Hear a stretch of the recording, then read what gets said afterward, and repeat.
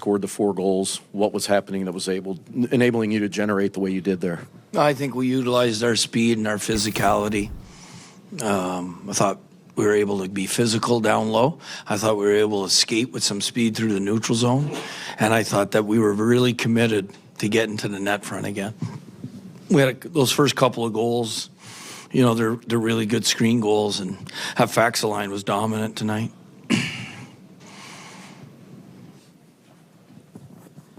That's what I was going to get to.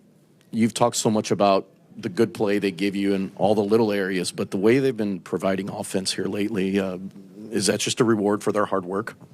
Well, in a series, there's the game within the game of a series, and they're a load to handle. Doesn't matter. They've scored goals against every D pairing, so they're hard to handle down low, and over it gets hard. And they're creating that identity that we look for that allows us to get to net fronts, to win races, and to get screen goals. Jim, how do you bottle up what you've done at home here and do it in Game 7 on the road? By not even focusing on that. We're on to the next game. Just like we lose Game 5, we're on to the next game. We got to continue to improve throughout the series. And bring that attitude that we need to have of trying to create chaos at their net front, trying to create chaos with our speed and our physicality. And a quick follow-up. What, as a coach, makes it so comforting to have Jordan Binnington as your goalie for a Game 7? The 2 words that come to mind right away is how calm he is, and his proven winner. He's done it. He's been there. He knows how to not only get himself in the right zone, but also how to give confidence to his team in front of him.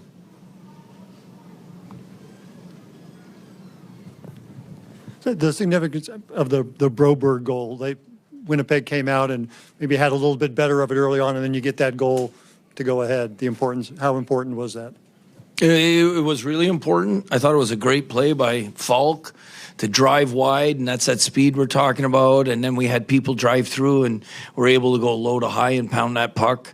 It was really important because I did not like the start of our first 8 to 10 minutes, and then we started to come after that goal. It looked like after that penalty kill later on in the period, I think it really got flowing after that. Well, our penalty kill's been really good throughout the series, and it's given us momentum. I just think us playing north and winning goal line races, especially at their net, really was important for us to establish our ozone time. And then Nathan Walker having 3 goals in the last 2 games, not obviously someone you count on, but when you get that scoring, you got 2 defenseman goals and 2 fourth-line goals, the kind of scoring you like to see from other places? Yeah, that's just NHL playoffs, right? There's so many unsung heroes, and we know how important Nathan Walker's been. I think he's a fan favorite because he embodies what it means to be a Blue, and that's why he's a fan favorite, And then the other part of your comment/question is our defensemen. They get skating and we just start to go north and we really start to come, and it really allows us to be physical. You mentioned the defenseman, Cam Fowler specifically. Obviously, he's had a historic series from the offensive perspective, but just what has he been able to bring to the team, not just from the offensive facets, but also defensively to the team overall game? Yeah, incredibly cerebral. He's a player when you try and change things that you do, he goes out and implements it right away, just because that's how intelligent he is.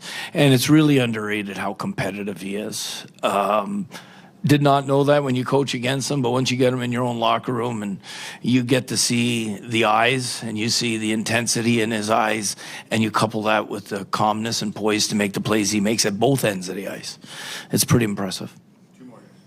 Monty, when you talk about going north, what do you feel like is going to be the key for you guys to be able to do that in that building? Because it seems like there's been a big difference between your ability to do that here and then in Winnipeg.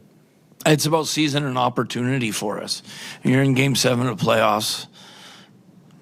it's what we've all dreamed of that are, in that organization, in that locker room together. These are the moments you don't think about winning game one when you're playing in your basement or you're playing street hockey or you're playing knee hockey with your best friend or brother, whatever the case may be. It's game 7, it's overtime. And it's about us seizing an opportunity. It's an opportunity that we've earned, and now we got to go seize it.